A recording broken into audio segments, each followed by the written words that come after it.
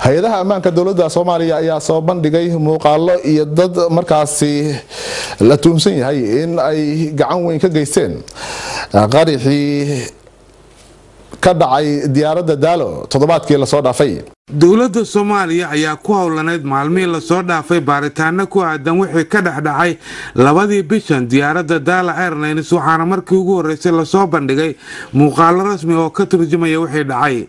kooxdan oo ahayd shabakad abaabulan oo ka tirsan argagixisada August waxay isku dubarideen qorshe dhacusooba ay ku doonayeen inay ku qarxiyaan diyaarad ay leedahay shirkadda Daalo waxyar kadib markii ay ka kacday garoonka Aadan Cadde waxaana qaraxan loo isticmaalay laptop laga soo buuxiyay walxaha qarxa kaasoo watay qof ka mid ah rakaabkii diyaaradda oo fariistay meel u dhow baalka diyaaradda si uu u burburiyo baalasha diyaaradda ayna u dhacdo diyaaraddu waxaana qaraxan loo isticmaalay laptop laga soo buuxiyay walxaha qarxa kaasoo watay qof ka mid ah rakaabka oo fariistay meel u dhow baalka diyaaradda si uu u burburiyo baalasha diyaaradda ayna u dhacdo diyaaraddaasi oo halkaa ay ku dhintaan dadka Soomaaliyeed ee safarka ah hase yeeshee kaligiis ayaa la gooday qaybtii uu ka fadhiyay diyaaradda kadibna duuliyay diyaaradda waxa uu dadkii kale oo badqaba dib ugu soo celiyay garoonka diyaaradaha Aadan Cadde kadib markaa mashaqadaasi dhacday ayaa NISA bilowday baaritaano ku aadan arrintan waxayna gabi ahaanba isku keentay muuqaaladii garoonka ee maalinkaas ay duubeen kaamirooyinka CCTV ee NISA ugu rakaban garoonka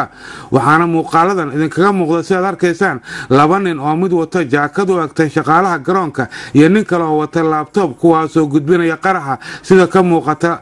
muuqaalka labada nin waxay qaraxa ku wareejinayaan qofka ay ugu tala galeen inuu isqarxiyo oo la raacay laptopka diyaaradda waxaa iyana jira gacmo kale oo caawiya kooxdan kuwaasoo isugu jira kuwa wax ka ogaa dhagarta iyo kuwa la isticmaalay iyagoo aan ka warhayn dhagarta la maleegayo dhammaantoodna kooxahan waxay ku jiraan gacanta NISA iyadoo baaritaanka arrintana ay maamulayaan madaxda ugu sarreysa qaranka Soomaaliya ninka la socda ninka jaakada wata oo ah nin laga yaqaan garoonka Muqdisho waxa uu cuntageeye ka soo noqday maqaayado dhowr oo ku yaala Muqdisho dhammaan maqaayadahaasina waxay noqdeen kuwa aqarkii la qarxiyay waxayna taasi muujinaysaa inuu ahaa ninkan mid waqtiyo dhowr ah soo dhagraya dadka Soomaaliyeed iyadoona ninkan magaciisa iyo muuqaalo dheeri ah hay-adaha ammaanku dib ka soo gudbin doonaan waxaana ninkan oo kaalin weyn ka ciyaara hawshan si aan loo helin raadadka uu hayo ku soo qaatay gaarigiisa ninka jaakada wata ee la socda kaasoo kadibna isagoo saaran gaarigiisa u sheegay inuu wax yar sugo si uu dukaan wax uga gato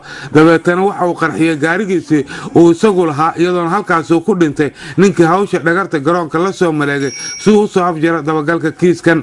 dhagar qabahan jaakada wata ee xitaa dilay saaxiibkiis wax la dhagray waxa uu hadda ku jira gacanta NISA waana kan isagoo ka hadlaya doorkiisa arrintan مسؤوليتي ايربورتاس iyo